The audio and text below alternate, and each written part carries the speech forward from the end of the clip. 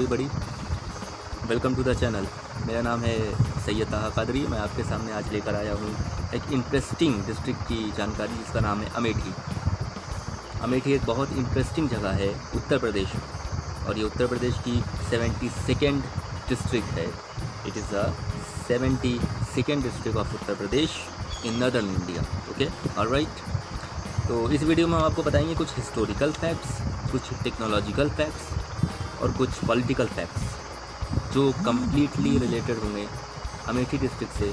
और ये अमेठी डिस्ट्रिक्ट की ऊंचाइयों को, अमेठी डिस्ट्रिक्ट की बड़ाई को, अमेठी डिस्ट्रिक्ट की तारीफ में चार चांद लगाएंगे। देखिए, पावर में, पॉलिटिकल पावर की बात करें तो उसमें अमेठी का बहुत बड़ा रोल था, और ख़ासकर उस पॉलिटिक्स में जिसमें नेहरू गांधी परिवार शामिल था। यानी जो यूपीए सरकार जब चला करती थी आज से 4-5 साल पहले, जब मोदी जी की लहर यहाँ पर नहीं आई थी भारत में, जब सेंटर में भी नेहरू और गांधी जी का जो कोलैबोरेशन था वो चल रहा था, राइट।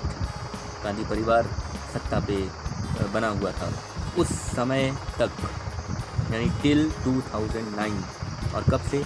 1980 से, 1980 से लेकर 2019 तक अमेठी की जो पॉलिटिकल सीट है वो किसके पास थी? नेहरू गांधी परिवार के पास। कभी वो इंदिरा गांधी, कभी संजीव गांधी, कभी राहुल गांधी, इन लोगों के पास। नेक्स्ट हुआ क्या? What is the change? Change ये आया कि जब मोदी लहर आई यहाँ पर तो उसने क्या किया कि उसने सब कुछ बदल कर रख दिया। कैसे बदला? स्मृति ईरानी जो कि एक फेमस टीवी एक्ट्रेस, साथ ही साथ भारत सरकार में मंत्री के पद पर हैं, उन्होंने क्लीन स्वीप कर दिया राहुल गांधी को सीट से। यानी राहुल गांधी उस सीट से चले गए और वो सीट अब पहुंच गई है बीजेपी के पास, जो कि इस वक्त प्रेजेंट पॉलिटिकल स्टेटस रखती है सेंट्रल गवर्नमेंट, राइट। तो एक बहुत बड़ा चेंज आया, बहुत ड्रामेटिक चेंज था, सिक्वेंशियल नहीं था, ड्रामेटिक चेंज था।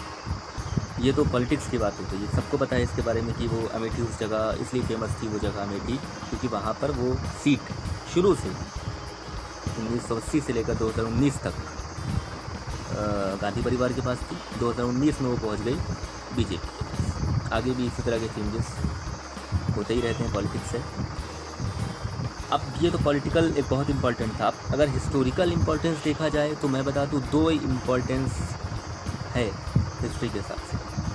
एक वहाँ पे अमेठी में एक कुआं है, जिसे कहा जाता है बावलाली कुआं, यानी एक बड़ा कुआं कहा जाता है उसे। वो बड़ा कुआं इतना बड़ा है कि उसका नाम ही रख दिया गया है बड़ा कुआं। यानी वो कुआं हिस्टोरिकल पॉइंट ऑफ व्यू से बहुत इम्पॉर्टेंट है, और अक्सर पूछा जाता है कि ये बड़ा कुआं या इसका जो नाम है वो कहाँ पर स्थित है, किस जगह पर स्थित है।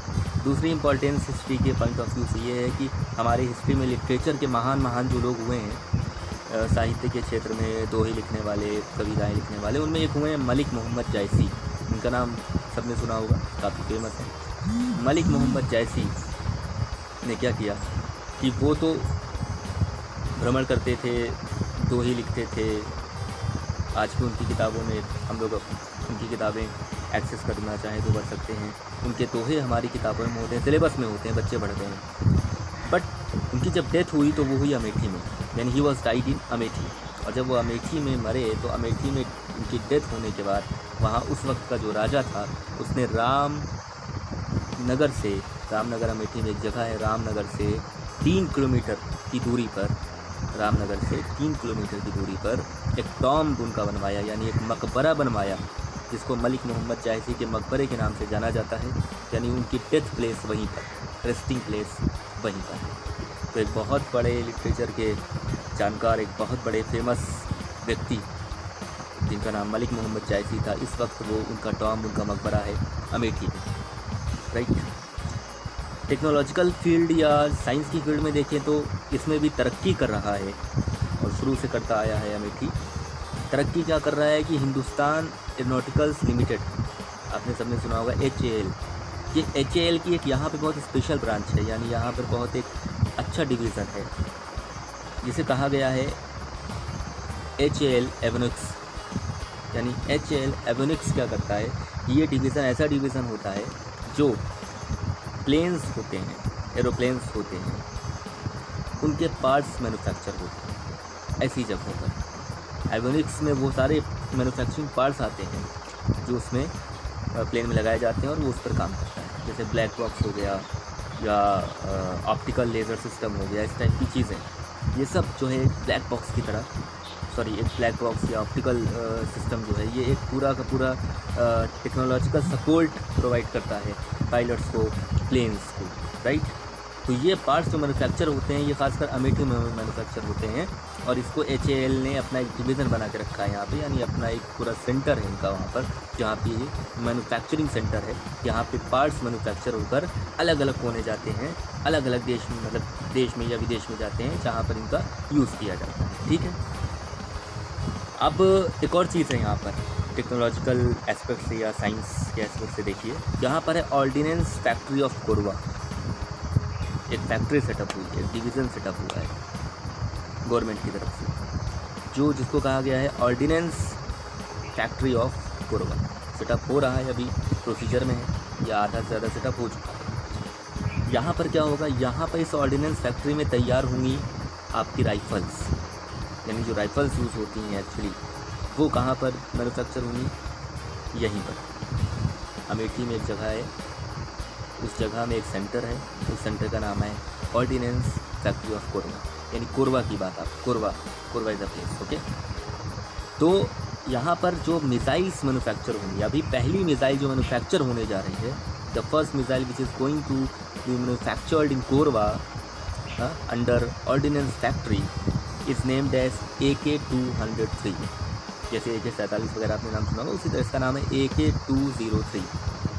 AK-203 is the first rifle to be manufactured under the government supervision in Korwa, right? In collaboration